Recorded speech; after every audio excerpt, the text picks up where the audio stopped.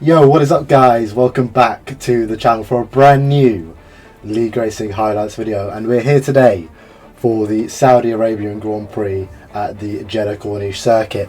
But before we get into that, we have the Constructors' Championship on the screen at the moment. As you can see, after Ferrari's 1-2 in Austria, they take an even more commanding lead up at the top of the championship. No longer closely followed by TRT, TES and Shazoo as well, all within a 30-point bubble there, and a little bit of a gap down to us in P5, but we have managed to overtake Veloce Academy there. So that's good news for us, up into the top 5. It's good for the team, and we'll be looking to make more progress and try and hold on to that top 5 position for the remainder of the season. But yeah, enough about that, and now let's head into the Jeddah qualifying. And as you'll be able to see, we are gearing up for our first Q1 lap. Just trying to get ourselves a little gap behind Ismail here and get ourselves prepared to launch ourselves into Q2, hopefully. That's the aim, but same aim as always, get through to Q2, no drama, no need to take any major risks here. Just get a clean lap in, stay out of the walls, specifically in this track. As you can see, provisional pole is currently a 26.1, but it'll be getting lower and lower all the time as this session goes on. As we go a little bit wide through turn 4 there, trying to get my words out, and yeah, that's basically what I was talking about. Not taking any crazy risks yet. We can save those for later if we need any heroic laps in Q2 and Q3. But for now, we're heading purple through the first sector. It's not a great first sector. It is what it is. But as you can see, there's a little bit more time in there with a bit of a slide through the long right, and turn 4 was very, very safe as well. As you can see, we're giving these walls plenty of space here. Maybe not quite in the rhythm just yet in this session, being the first lap. Nicholas Longue went to the top there with a 25.7. That was the kind of pace I was doing in practice as well. But as you can see, as we head wide once again, I don't think we're going to be getting near that in this first lap. But as long as it's enough, we don't need to burn another set of tyres heading into the end of this Q1 session, and we can have a little bit of an advantage in Q2 and Q3 on some of the other drivers. But as you can see, rounding the last corner, a little bit wide of the apex, struggling with this low grip. But we cross the line here for a 26.0 to put us a provisional P4. But yeah, skipping on to the end of that session, you'll be able to see that was enough easily, and we go through in P8 and our teammate in P10 there.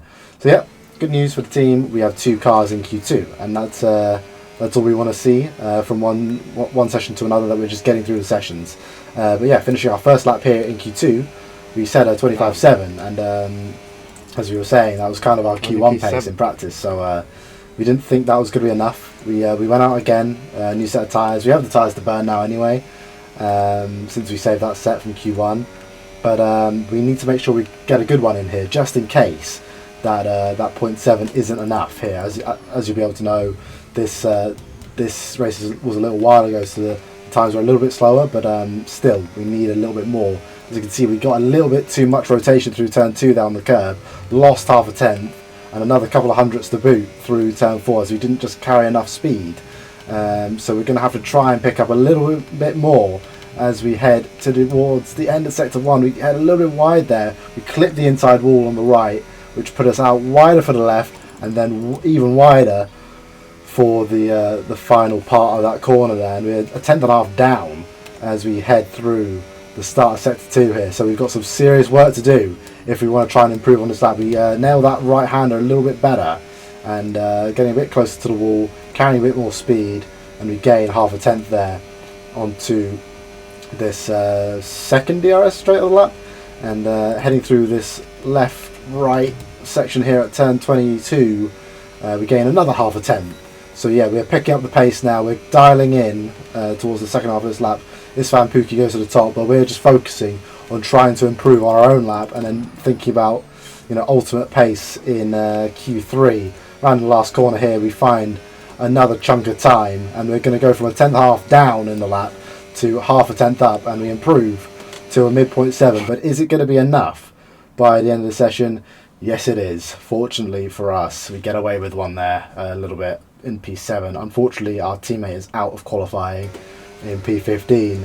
But yeah, it's all on us now for the Team TF10 team, and for ourselves, obviously, heading into this first lap of Q3, breaking down into turn 1, flicking the car in, clipping the curb on in turn 2 to get the rotation. And it was a pretty clean first couple of corners. A little bit safe there in terms of the speed carried. The line was okay, but maybe could have been a little bit early on the throttle. But yeah, the rest of the first sectors look pretty clean so far. Not going wide over that curb and bottoming out like we did in Q2. And is a 31.2 purple sector for the start of Q3. So yeah, looking good here at the start of Q3. But yeah, now on to Sector 2.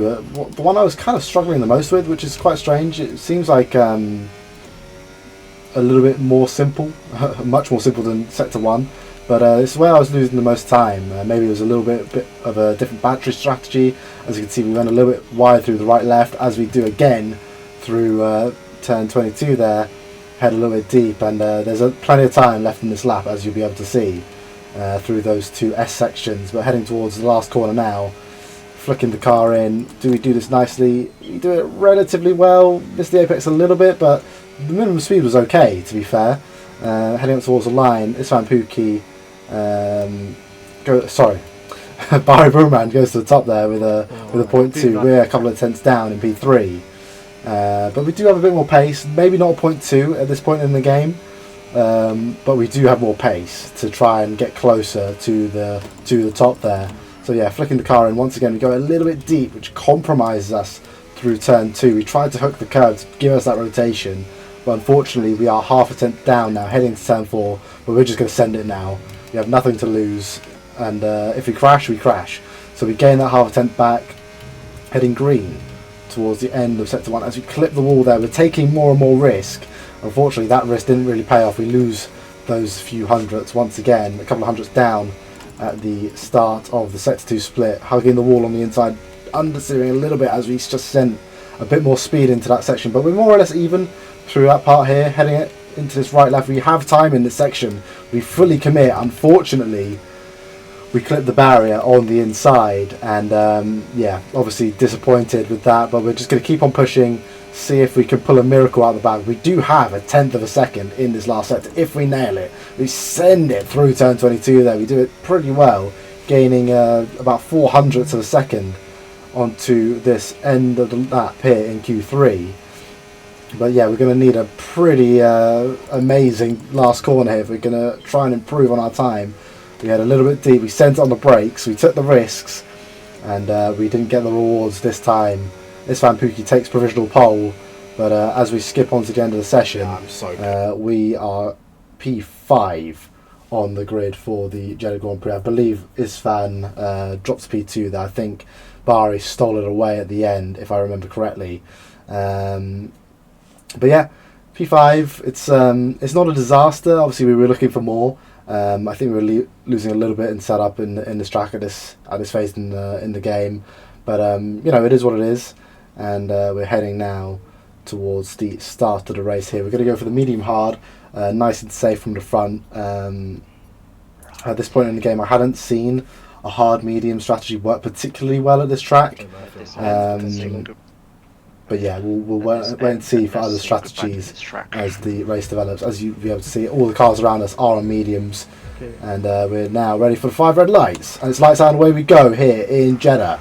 And do we get a good launch? We get a decent launch here, not the best. We're going to try and go around the outside of Ismail Fassi here as we turn to the inside of turn 2. We get a little bit pinch on the inside, avoided the incident there, and kept the position from Pasquale behind in the Veloce Academy car. Obviously, we're going to try and prioritise staying ahead of those guys as they're our nearest championship rival, of course. But yeah, we're more trying to focus on our own race and trying to do that as best as possible without having sort of tunnel vision on anyone.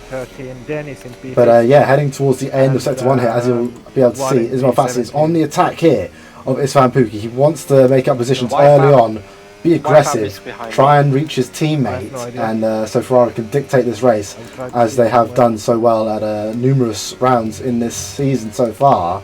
And Ismail goes once again for the switchback onto this back straight, heading down towards turn 22. This is where it all ended in tears for Danny Beresne and Thomas Ronhart in F1 Esports. The main thing for me is this is going to happen again? It does happen again. Ismail goes for a spin. I would get a lead for that. He got tagged around by Istvan Pukki there. As you can see, we're immediately under attack. We don't have any time to focus on the incident. We need to try and consolidate this position here and not lose it to Pasquale. We break deep into the last corner, try and pinch him on the inside, make sure we get the better exit, and now we're going to fight for the slipstream from the back of Istvan Pukki's car here. And we just start pulling ahead here.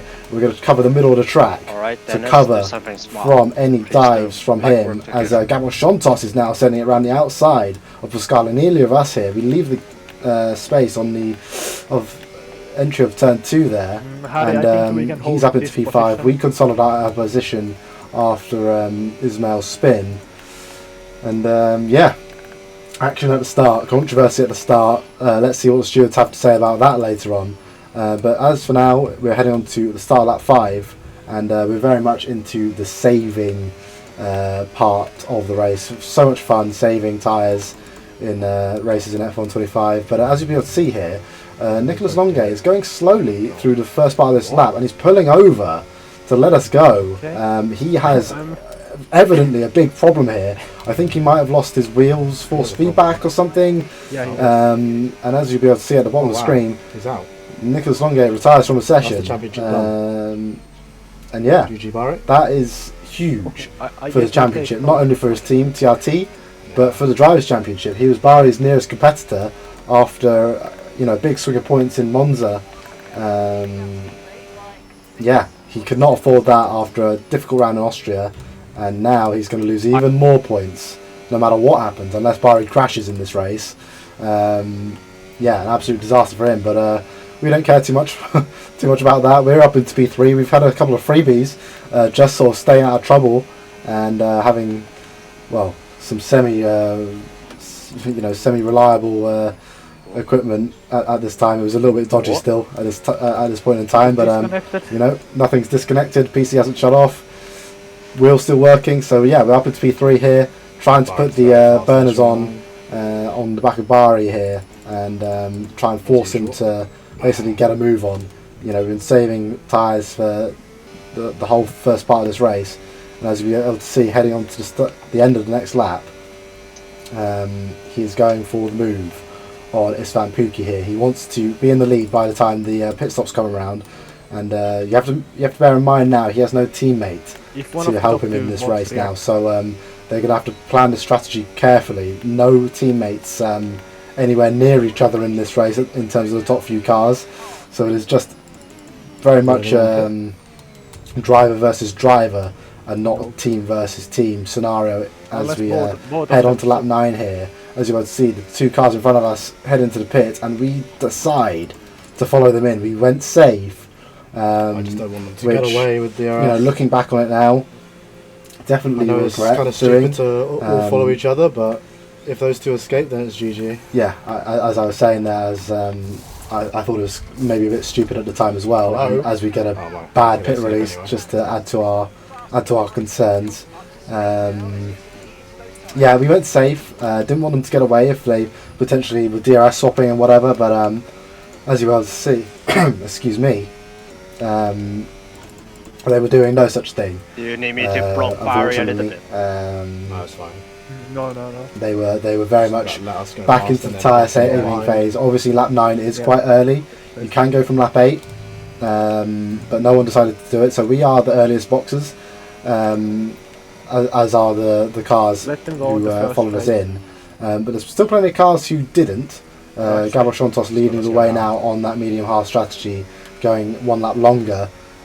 Same for a few more cars as well. Joe Murphy in a provisional P2 behind Gabriel on the hard medium strategy. So he's in a good position here to have an exciting end of the race and try and go for it on on the old sort of medium hard runners in the latter half of this race. But focuses on us now. Try and save the battery, save the tyres, and make sure we're not under attack from those going 1 or 2 laps longer. No, I think he went earlier. But yeah, as you can see, Tudor Presscan managed to get back within our DRS. We got a little bit held by our teammate on a broken wing, unfortunately on old hard tyres, which allowed Tudor to get back in, but I think he would have got in anyway, maybe just like another sector or so later. It didn't cost us all too much, but as you can see, skipping on to lap 13, Gabor Shontos has closed on to back of us now, so that 1 lap undercut obviously has gained us very, very little in terms of race time, and now he's looking for the move on Tudor Presscan heading into the last sector of lap 13. Tudor covers the inside line and is going to force Gabor to go the long way around. He holds on to the position. We're now going to push Istvan into basically getting on with it here with his battery. We don't want to be under attack from the cars behind, and we have just enough of a gap to hold that, quite comfortably into the first couple of corners. And skipping on to the start of lap 15 now, the 2 cars behind us still battling, but as you'll be able to see in the bottom left, the Alpine we were talking about before, Istvan's teammate Joe Murphy, is emerging out of the pit lane, and not only that, he's emerging in P6 on the hard medium strategy. Now that is how far behind is absolutely insane. The next car. Why they're changing my wing? What? Yeah, I think we just realised down this next straight that he's emerged on those fresh medium tyres, and he's going to have virtually no gap to hunt down. He's going to be immediately in the straight. How has he managed to do that? And we're just in disbelief here. We're absolutely gobsmacked by that. Slowly. Obviously, we're going super slowly right now, saving tyres in the race. Joe Murphy, as you can see, as we look back there, is already on the back of Gabor Shontos. So yeah, with 10 laps to go in this race, we're a little bit nervous. We're very worried for our track position at the moment. Not really worried about the top 2 at the moment. As you can see, heading to turn 1, Joe picks up not only 1 position on Gabor Shontos, but 2 places there with 1 move. Yeah, I'm toast. And 1 lap into this stint, he is up into P4, and we've got his teammate potentially looking to play games in front of us, maybe making our life difficult. So we're under huge pressure here, and his tyres are super fresh, so he's going to be on the attack straight away here. We're burning the battery down towards the banked left hand at the start of sector 2 here, as we head a little bit deep, a little bit wide of the apex.